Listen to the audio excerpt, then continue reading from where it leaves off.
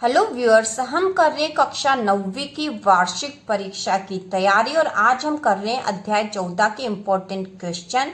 तो इससे पहले भी हम इसके अलग अलग पार्ट बना चुके हैं। इसके 3 पार्ट पहले ही बन चुके हैं और यदि आपने नहीं देखे हैं तो डिस्क्रिप्शन में लिंक दे रखी है, उसमें आप देख सकते हो प्रश्न बैंक के इम्पोर्टेंट क्वेश्चन और आपके एग्जाम के इम्पोर्टेंट क्वेश्चन। तो शुरू करते हैं आज का प्रश्न। निम्नलिखित प्रेक्षणों को आरोही क्रम में व्यवस्थित किया गया है। यदि आंकड़ों का माध्यक 63 हो तो x का मान ज्ञात कीजिए। तो यहाँ पे हमें माध्यक बता रखा, माध्यक 63 हो तो x का मान ज्ञात करना है। तो हम इसे हल करेंगे, हमें माध्यक दे रखा है और इसको माध्यक के आधार पर ही हम इसे हल करेंगे। तो यहाँ पे इसको हल करेंगे हम। माध्यक दे रखा तो माध्यक का जो सूत्र होता है माध्यक बराबर, तो माध्यक का सूत्र आंकड़ों के आधार पर लगता है। यदि आंकड़े सम होंगे तो n/2 तथा n/2 धन 1वां पद का माध्य निकलेगा। तो हम देख लेते हैं। तो 1 2 3 4 5 6 7 8 9 10 है। ठीक है, तो यहाँ पर है n बराबर कितना हो रहा 10 और 10 कैसी संख्या है? सम संख्या है। 10 सम संख्या, इसलिए सूत्र लगेगा n/2 वा पद तथा n/2 धन 1वां पद का मध्य। ठीक है, इन दोनों का मध्य मतलब इन दोनों को जोड़ेंगे, 2 का भाग लगाएंगे और उसके बाद इसका माध्यक निकलेगा। ठीक है, तो अब यहाँ पर n तो 10 है, तो इसके आधार पर हम निकाल लेते हैं कि कौन सा पद आएगा। तो यहाँ पर हम लिखेंगे n/2 मतलब 10/2वां पद तथा 10/2 धन 1वां पद। तो 10/2 2 एकम 2 2 पंच 10 मतलब 5वां पद तथा 10 2 एकम 2 2 पंच 10 5 और 1 6 6वां पद का मध्य। तो यहाँ पर 5वां पद, क्योंकि ये आंकड़े जो है इन्होंने आरोही क्रम में व्यवस्थित करके ही हमें दिए हैं, बढ़ते क्रम में ही है। तो हम यहाँ पे 5वां और 6वां पद निकालेंगे। तो 1 2 3 4 5वां पद x है और 6वां पद x धन 2 है। तो हम लिख देंगे बराबर x धन 2 बट्टा 2।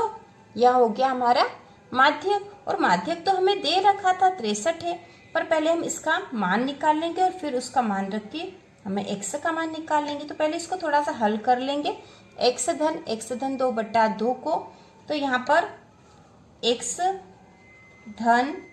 धन 2 बट्टा 2 हो जाएगा क्योंकि ये दोनों धन में ही है।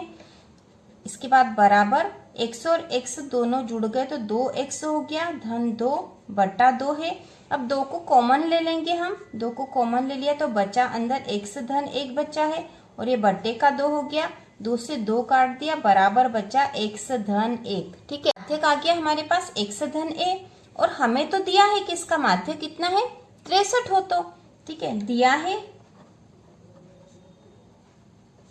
माध्यक बराबर 63 और हमारा इस सूत्र के आधार पर माध्यक आया x धन 1, मतलब ये दोनों बराबर है क्योंकि ये भी माध्यक और ये भी माध्यक है।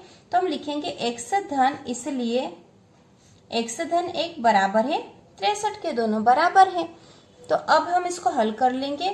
अब 1 से बराबर करना हो तो ये धन का 1 है, बराबर के उधर जाएगा तो ऋण का हो जाएगा 63 ऋण 1, तो 1 से बराबर आ गया 62। हमें x का ही मान निकालना था और हमने निकाल लिया, x बराबर आ गया 62। ठीक है, ये इसका आंसर हो गया है, आंसर 62। x का मान हमने निकाल लिया 62। तो इसको निकालने के लिए, क्योंकि हमें माध्यक दिया था, सवाल में ही हमें माध्यक दिया था कि माध्यक 63 हो तो x का मान ज्ञात कीजिए, इसलिए हमने माध्यक का सूत्र निकाला। और क्योंकि यहाँ पर ये जो आंकड़े हैं कुल 10 आंकड़े हैं, ठीक है, कुल कितने 10 है, तो 10 एक सम संख्या है, इसलिए ये वाला सूत्र लगेगा, है ना।